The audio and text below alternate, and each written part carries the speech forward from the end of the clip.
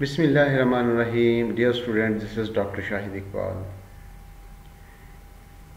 Hope so आपने previous lecture भी सुना होगा, आपने उसको एंजॉय भी किया होगा। आज आप लोगों से ज़रा मैं टेक्निकल लेक्चर डिस्कस करने जा रहा हूँ, क्योंकि कोई भी लेक्चर इतना ज़्यादा डिफ़िकल्ट नहीं होता। मैं उसको आप लोगों के सामने इतना इजीली रिप्रेजेंट करता हूँ कि आप लोग उसको इजीली अंडरस्टैंड कर दें। आज जो लेक्चर मैं डिस्कस कर रहा हूँ आपको प्रोसेस ऑफ सॉल्विंग डेग्लूटिटेशंस। स्वाल्विंग का मतलब जब फूड हमारे मेस्टिकेट हो जाती है, च्यू हो जाती है, वो पार्शियल वो उसमें से आप बोलस की शेप एज्यूम कर लेती है, हमारे ओरल बकल कैविटी में मौजूद होती है। अब उसको स्टमक तक कैसे पहुंचाना है? क्या वो ऑटोमेटिकली चले जाएगी? क्या वहाँ पर कोई वॉलेंट्री और इनवॉलेंट्री एक्शन इन्वॉल्व होगा? और उसमें से कौन कौन से थ्रोट के पार्ट इन्वॉल्व होते हैं? उसको कैसे उसको आगे स्टमक की तरफ कन्वे किया जाता है? कहीं ऐसा तो नहीं होता जो एक्सटर्नल पैसेजेस हैं उसको आगे कन्वे करते हैं, वो फूड बाहर की तरफ आ जाती है या नेजल पैसेजेस के थ्रू बाहर आ जाती है? हम इसको वन बाई वन डिस्कस करेंगे। स्वॉल्विंग प्रोसेस के अंदर 3 बेसिक स्टेजेस हैं जो इसके अंदर इन्वॉल्व हैं। One of them is the oral stage, second one is the फ्रेंजियल stage, third one is a oesophageal stage. In 3 stages को हम वन बाई वन डिस्कस करने जा रहे हैं कि इस प्रोसेस के अंदर ओरल स्टेज में क्या होगा, फ्रेंजियल स्टेज क्या है और इसोफेजियल स्टेज को कैसे डिफरेंशिएट किया जाता है। These 3 stages initiated voluntarily and then completed by the reflex involuntarily. सबसे ये जो 3 stages, oral stage it is totally और 100% वॉलंटरीली हमारी मर्जी के अंदर है, हम फूड को थ्रोट की तरफ भेजें या ना भेजें, ये वॉलंटरीली एक्शन होगा। इनिशिएशन इसकी वॉलंटरीली अपनी मर्जी की, अपनी विल के अंदर होगी। और ये प्रोसेस जो होगा, this process must be completed in voluntarily, कि जब हमारे थ्रोट में फूड पहुंच चुके फिर हमारी मर्जी के अंदर नहीं होगी, that food must be go towards stomach. सबसे पहले हम ओरल स्टेज को डिस्कस करते हैं। What will be the happening during this stage, क्योंकि फूड को च्यू किया जा चुका है, फूड को मेस्टिकेट किया जा चुका है। Mouth must be the closed. पहली बात ये है, अगर हम माउथ क्लोज नहीं करते, माउथ ओपन करने के बाद फूड को थ्रोट की तरफ भेजना चाहते हैं और स्टमक में भेजना चाहते हैं, this is nearly impossible, we can not, कि हमें माउथ को क्लोज करना पड़ेगा, क्योंकि माउथ क्लोज नहीं करेंगे तो फूड बाहर भी आएगी। Voluntarily muscle are the mouth and the tongue. वो voluntary muscle must be involved. That voluntary muscle from the tongue and the cheeks, कि वो हमारी मर्जी के अंडर है। चीक से वॉलंटरी मसल्स हैं, टंग के वॉलंटरी मसल हैं, उस बोलस को उसको पुश किया जाता है टूवर्ड्स द थ्रोट, ताकि उसको फेरिंग्स के अंदर भेज दिया जाए, फेरिंग्स के अंदर भेज दिया। दिस इज अ फ्रेंजियल पार्ट और फ्रेंजियल apparatus is the combined part of the digestive system as well as the respiratory system. That is the next we are moving to the next stage, and this is called the pharyngeal stage. Pharyngeal stage में definite इसमें pharynx involve होगा। इसमें से जो pharyngeal muscles हैं इसको reflex action से stimulate किया जाता है, कि जब इसमें रिफ्लेक्स एक्शन होगी, it is not under our will, ये इसमें इनवॉलंटरी एक्शन इसमें से परफॉर्म किया जाएगा। ये कहाँ पर होगी? This reflex must be initiated in the oropharynx. हमारे फेरिंग्स के 3 पार्ट्स हैं, ओरोफेरिंग्स है, नेजोफेरिंग्स है, लेरेंजियोफेरिंग्स है। जो पार्ट्स डाइजेस्टिव सिस्टम के अंदर इन्वॉल्व हैं हम उनको डिस्कस करेंगे। सबसे पहले जो रिफ्लेक्स एक्शन है जो फेरिंग्स के मसल स्टिमुलेशन के बाद प्रोड्यूस करते हैं, वो ओरोफेरिंग्स के अंदर उसमें से प्रोड्यूस होगा। ओरोफेरिंग्स की बाद प्रोड्यूस होती हैं, क्योंकि ये टोटली पार्ट जो उसमें से होगा, इसमें बोन्स फ्री होता है, कार्टिलेजिनस फ्री होता है, जस्ट इसके अंदर मसल्स पाए जाते हैं।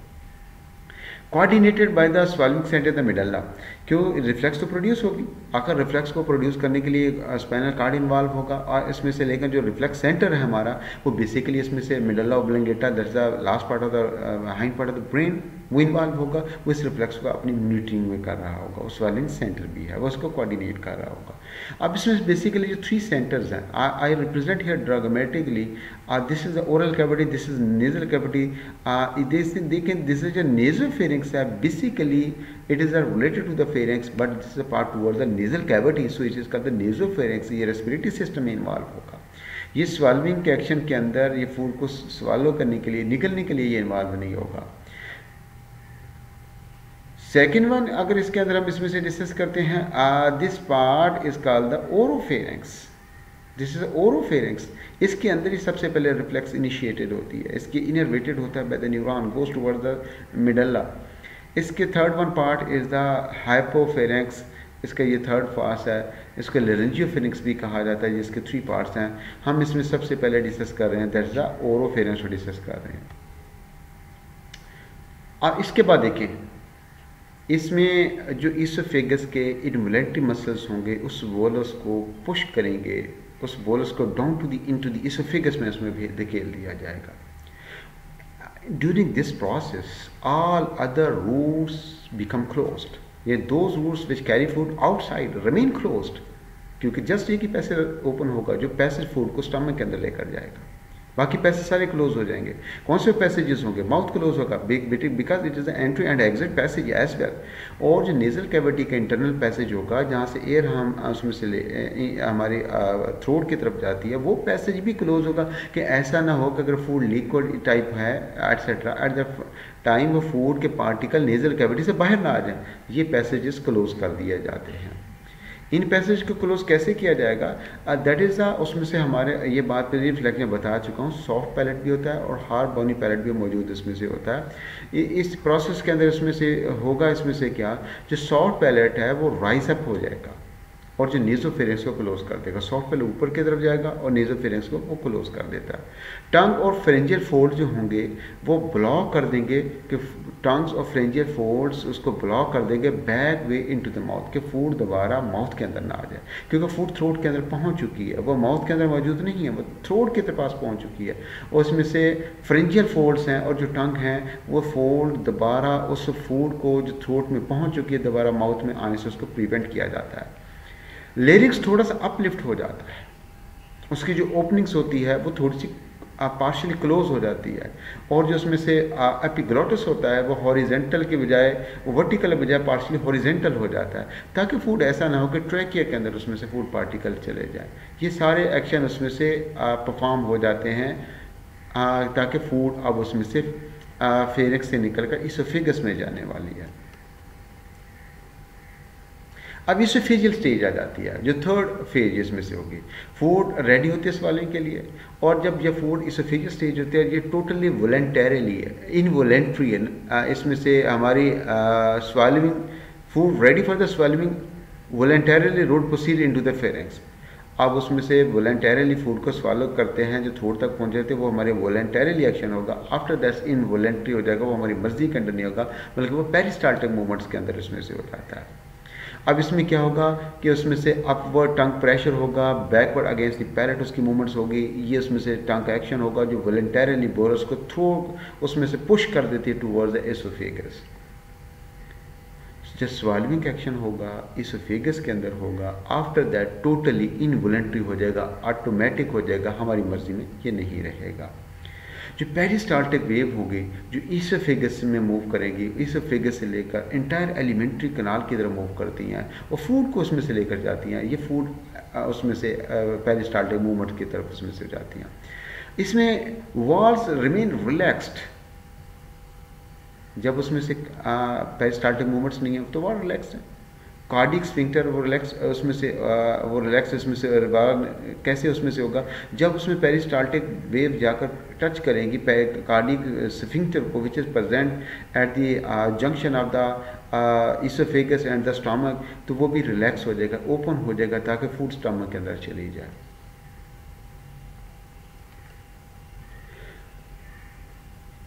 अब इसमें से जो बोलस जैसे आपको बता चुका हूँ वो इस इसोफेगस के अंदर मौजूद है, वहाँ पर पेरिस्टाल्टिक मूवमेंट्स भी होंगी। वो जो पेरिस्टाल्टिक मूवमेंट्स होती हैं वो उसमें को प्रोपेल करेंगी बोलस को टुवर्ड द स्टमक। यहाँ से डायग्राम से एनिमेशन के जरिए रिप्रेजेंट भी किया गया, ये फूड के इनटेक करता है जिससे फूड यहाँ से मूव करते हुए ये पेरिस्टाल्टिक वेव के थ्रू सीधी उसके यहाँ एपिग्लोटिस को होती सीधी यहाँ आगे की तरफ स्टमक में चले जाती है। ये भी इस वेव को रिप्रेजेंट किया गया। देखें ये फूड पेरिस्टाल्टिक वेव में सीरीज है कंट्रैक्शन रिलैक्सेशन के थ्रू जा रही है, ये सीधी पेरिस्टाल्टिक वेव में जा रही है, जहाँ से बोलस होगा से पोस्टीरियर वॉल कंट्रैक्ट होंगे, आगे रिलैक्स हो जाते हैं तो वहाँ से पहुँच जाती है। This is the clear cut animation of the peristaltic movements. अब पेरिस्टाल्सिस की 2 टाइप्स हैं। One of them is the primary peristalsis, other is called the secondary peristalsis. हम दोनों पेरिस्टालसिस के अंदर मेजर डिफरेंस को डिस्कस करेंगे, क्या किसी इन पेरिस्टालसिस के अंदर डिफरेंस एग्जिस्ट करता है या नहीं। जो प्राइमरी पेरिस्टालसिस है, दिस इज बिगिन्स, ये कहाँ पर इसमें से पेरिस्टालसिस होगी, simply this is a continuation peristaltic wave. जैसे पेरिस्टाल्टिक वेव्स आती हैं due to presence of the food, आप बोलस तो उससे प्राइमरी पेरिस्टालसिस स्टार्ट हो जाती है, ये फेरिंग्स के अंदर स्टार्ट होगी। Look at this is a peristaltic, ये फेरेंजियल वॉल है जहाँ से बोलस मौजूद होगा। At just behind the bolus smooth muscle of the oesophagus contract ring, इसमें से सर्कुलर मसल कॉन्ट्रैक्ट करेंगे, the pressure rise on the bolus, तो बोलस सक्रीज डाउन हो जाएगा। तो इसमें से जो लोअर मसल इसमें से होंगे वो उसमें रिलैक्स करेंगे कि बोलस नीचे की तरफ चला जाएगा। यानी अपर मसल जो होंगे वो कॉन्ट्रैक्ट करेंगे लाइक द रिंग, जो लोअर मसल होंगे रिलैक्स होंगे, तो उसके ऊपर बोलस पे प्रेशर अप्लाई किया जाएगा तो बोलस नीचे की तरफ चला जाएगा। फिर दोबारा जब बोलस यहाँ नीचे आएगा तो इसकी अब अबव जो मसल्स होंगे ये रिंग मसल कॉन्ट्रैक्ट करेंगे, इसको प्रेशराइज किया जाएगा, यहाँ से एक वेव जनरेट हो जाती है। This is called the wave of peristalsis, ये वेव हो जाती है जिस वजह से फूड पे डायरेक्टली इस peristaltic wave of contraction relaxation की वजह से टोटली स्टमक के अंदर पहुँच जाती है। जब कभी इरिटेशंस होती हैं, वॉमिटिंग स्टार्ट हो जाती है, ये जो उसमें एंटी पेरिस्टाल्टिक वेव उसमें से स्टार्ट हो जाएगी। फेरिंक्स से स्टमक तक फूड पहुंचते हुए during this peristaltic movement 8 to 10 second required उसमें से होते हैं। अगर एक बंदा अपराइट खड़ा हुआ है तो ये टाइम शॉर्ट हो सकता है, 5 to 8 सेकंड्स भी हो जाते हैं। क्यों हो जाते हैं? इस वजह से क्योंकि ग्रेविटेशनल फोर्सेस भी इसमें कार फरमा होती हैं, वो भी उसको फूड को ऊपर से नीचे की तरफ लेकर आने में रोल प्ले कर रही होती हैं। अगर फूड हम उसमें से हेड डाउन है और हमारा लेग्स ऊपर की तरफ हैं, फूड को इंटेक करते हैं, लिक्विड तो इंटेक करना मुश्किल हो जाएगी, सॉलिड को इंटेक करते हैं, वो उसमें से टाइम 8 to 10 सेकंड लेगा क्योंकि अगेंस्ट से ग्रेविटेशन पुल होगा। सेकेंडरी पेरिस्टालसिस है, अगर प्राइमरी पेरिस्टालसिस फेल हो जाती है कि उसमें से फूड स्टमक के अंदर इसोफेगस के अंदर तो मौजूद है लेकिन लोअर डाउन नहीं हो रही, तो उसमें सेकेंडरी पेरिस्टालसिस के अंदर स्टार्ट हो जाएगी। फूड को इसोफेगस से स्टमक में लेकर जाना ही जाना उसमें से होता है। How secondary peristalsis occur, secondary peristalsis इस वजह से होगी distension of the oesophagus with retain food, जो फूड इसोफेगस के अंदर मौजूद होगी वो स्टमक वाल को डिस्टेंड करेंगी, वो बाहर की तरफ उसको प्रेशराइज करेगी, स्टमक की वाल डिस्टेंड होंगी, उसमें से न्यूरल सर्किट उसके अंदर मौजूद होंगे। इसमें इनिशिएट हो जाती है इंट्रिंसिक न्यूरल सर्किट जो कि माइंटेरिक वॉल्स के अंदर मौजूद होते हैं। माइंटेरिक वॉल्स जो कोट होता है इंटेस्टाइन का, जो कोट होता है इसोफेगस का, उसके अंदर नर्व फाइबर्स होती हैं। जैसे उसमें बोलस उसको एक्सटेंड करेगा, न्यूरोनल फाइबर के अंदर इसमें एक्शन पोटेंशियल जनरेट हो जाएगा, वो डायरेक्ट टुवर्ड्स द थ्रोट या उसमें से ब्रेन की तरफ ले जाएगा, वो उसको कन्वे करेगा उस मसल को कि वो कॉन्ट्रैक्शन या रिलैक्सेशन परफॉर्म करें, पेरिस्टाल्टिक स्टार्ट कर दें, वो कि सेकेंडरी पेरिस्टालसिस होगी जो नॉर्मल नहीं, वो फूड की रिटेंशन की वजह से उसमें से होती है। और इसमें partly by the reflexes begin in the pharynx के अंदर रिफ्लेक्सेस की वजह से इसमें से हो सकती है। Then transmitted through the vagus nerve fibres, ये वेगस जो है ये पैरासिम्पैथेटिक नर्वस सिस्टम का पार्ट है, ये सबसे लॉन्गेस्ट मिक्स नर्व है, क्रेनियल नर्व्स है जिसको वॉन्डर नर्व भी कहा जाता है। और ये वेगस न्यूरल फाइबर का उसमें एफरेंट फाइबर उसमें से होगा, इफरेंट होता है efferent fiber, the fiber which convey message towards the brain, ये वेगस नर्व ब्रेन को डायरेक्ट मैसेज कन्वे करती है। ये इसमें एक मिक्स नर्व है, इसमें सेंसरी मोटर न्यूरॉन दोनों इसके अंदर इसमें से मौजूद होते हैं। ये बैक टू मेडल्ला की तरफ मैसेज लेकर जाते हैं, मेडल्ला फिर थ्रू द ग्लोसोफ्रेंजियल नर्व के थ्रू उसमें से क्या उसमें से होगा back again to the esophagus through glossopharyngeal, glossopharyngeal nerve के थ्रू मैसेज आएगा इसोफेजियल फाइबर्स के मसल्स के तरफ ताकि उसको कॉन्ट्रैक्ट करें, पेरिस्टाल्सिस को जनरेट कर सकें। ऐसी पेरिस्टाल्सिस सेकेंडरी पेरिस्टाल्सिस कहलाती है। अब इसमें से कंट्रोल ऑफ मोटेलिटी जो पेरिस्टाल्सिस होती है इसका एक्सटर्नल कंट्रोल भी है, इंट्रिंसिक कंट्रोल भी है, एक्सट्रिंसिक कंट्रोल भी है। जिसमें से एलिमेंट्री कनाल के जो स्मूथ मसल हैं विच इज़ आर द मायोजेनिक्स होते हैं, किसके अंदर न्यूरल फाइबर कंट्रोल होते हैं। That is the producing and the internal cycle of the electrical activity that lead to the muscle contraction without the external neural stimulation। इसमें से internal ही है, internally part इसमें इन्वॉल्व होते हैं, एक्सटर्नल पार्ट इसके अंदर इन्वॉल्व नहीं होता। जो साइकिल जो रिदमिक क्योंकि इसमें क्या न्यूरल सर्किटिंग है, इसमें से एक्शन पोटेंशियल भी जनरेट होगा। एक्शन पोटेंशियल जनरेट उसमें से कैसे होगा कि उसमें से पार्टिकुलर रिदमिक पोलराइजेशन होगी बेसिक इलेक्ट्रिक रिदम्स के अंदर। पोलराइजेशन और डिपोलराइजेशन का मतलब ये होगा कि इसमें से नर्व इम्पल्स जनरेट हो जाएगी, क्योंकि जब न्यूरॉन रेस्टिंग कंडीशन के अंदर होते हैं हम उसको कहते हैं पोलराइज कंडीशन, अंदर की तरफ नेगेटिव बाहर की तरफ पॉजिटिव होगा। जब उसमें से एक्शन पोटेंशियल जनरेट होगा, जब स्टिमुलेट होगी कि न्यूरॉन अंदर पॉजिटिव होगा मोमेंटरली बाहर नेगेटिव चला जाएगा, this is called the depolarisation. ये न्यूरॉन के अंदर जो इम्पल्स जनरेट होती है वो इसी तरह पोलराइजेशन डीपोलराइजेशन के थ्रू मूव करती है। This is called the basic electrorhythm, BER का नाम से रिप्रेजेंट किया जाता है, बेसिक पोलराइजेशन एंड डीपोलराइजेशन। जिसमें से बेसिक पोलराइजेशन डीपोलराइजेशन या बेसिक इलेक्ट्रोरिदम जो होता है वो कंसिस्ट करता है, इसमें स्पॉन्टेनियस स्लो वेव्स डीपोलराइजेशन होती है। इसके बाद progress slow along the muscle fibre, ये स्लो जो डीपोलराइजेशन होगी ऐसा ऐसा मसल फाइबर के साथ वो उसमें से मूव करना स्टार्ट कर देती है। जो स्लो वेव्स जो होती हैं वो एक्शन पोटेंशियल जनरेट करने की रिस्पॉन्सिबल भी हो जाती हैं, जो उसमें से एक्शन पोटेंशियल जनरेट कर लेती हैं। देन जिसकी वजह से जो एक्शन पोटेंशियल उसमें से जनरेट होगा न्यूरॉन्स के अंदर, जब इम्पल्स ने मूव करना है one neuron to other neuron move करना है, वहाँ पर प्रीसिनेप्टिक न्यूरॉन्स के ऊपर massive influx of calcium ion भी होगा, ताकि एक न्यूरॉन से यानी प्रीसिनेप्टिक न्यूरॉन से पोस्ट सिनेप्टिक न्यूरॉन की तरफ एक्शन पोटेंशियल जनरेट हो सके। बेसिकली यहाँ इम्पल्स को पढ़ाना मकसूद नहीं है कि मैं उसकी मोड ऑफ उसमें न्यूरल इम्पल्स एक न्यूरॉन से कैसे जाती है, ये उसके रिस्पेक्टिव टॉपिक में डिस्कस करेंगे, जस्ट मैंने यहाँ से इंट्रोडक्शन किया। अब इसमें से जो कैल्शियम का स्पाइक्स बहुत ज़्यादा बढ़ जाएगा, मैसिव इन्फ्लक्स हो जाएगा, there must be the contraction, उसमें कॉन्ट्रैक्शन स्टार्ट हो जाती है। This is the contraction. ये कॉन्ट्रैक्शन कहाँ पर स्टार्ट हो जाती है? ये कॉन्ट्रैक्शन अगर हम इसको डिस्कस कर लेते हैं मसल फाइबर के अंदर डिस्कस कर लेते हैं, वहाँ पर ऐसा नहीं होता, वहाँ पे थोड़ा सा सेटअप डिफरेंट होता है कि वहाँ पर उसमें से जो कैल्शियम का जो स्पाइक्स है, ये कैल्शियम कौन से प्रोड्यूस करते हैं, जो स्मूथ एंडोप्लाज्मिक या सार्कोप्लाज्मिक रेटिकुलम के अंदर कैल्शियम के वेसिकल्स होते हैं, वो कैल्शियम के वेसिकल एक्सोसाइटोसिस से वहाँ पर बाहर निकलते हैं, कैल्शियम बाहर निकलता है, वहाँ पर कैल्शियम स्पाइक्स बढ़ जाता है तो कंडक्शन स्टार्ट भी हो जाती है।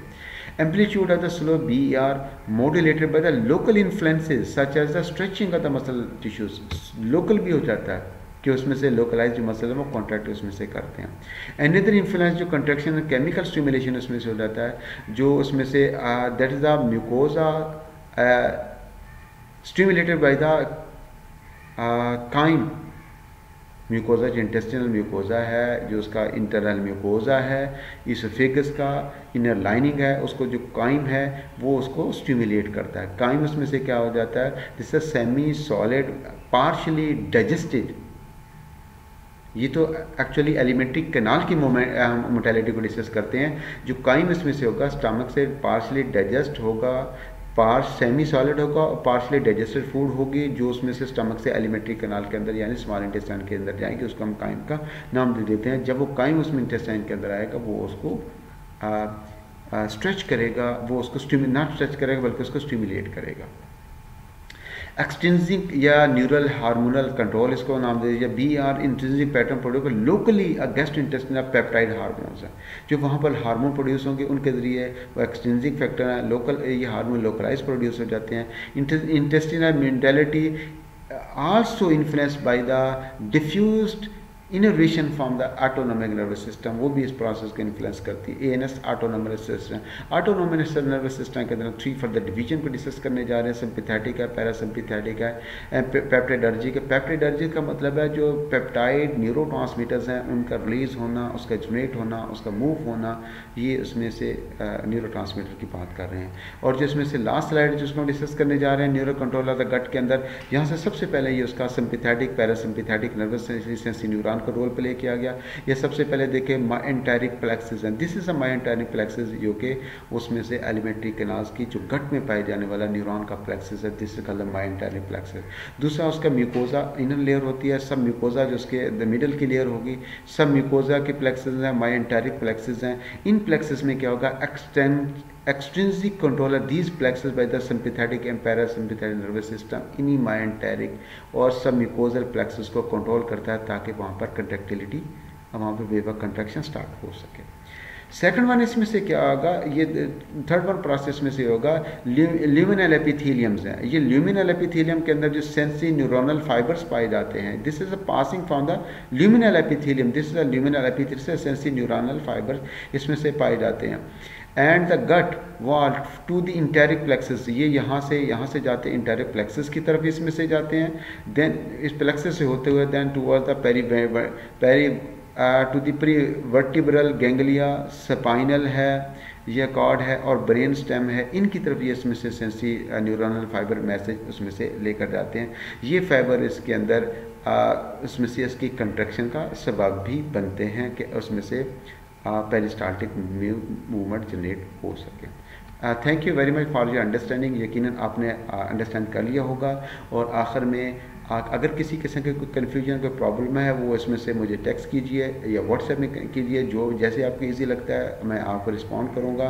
और आखिर में सब्सक्राइब करना मत भूलिएगा। Thank you very much.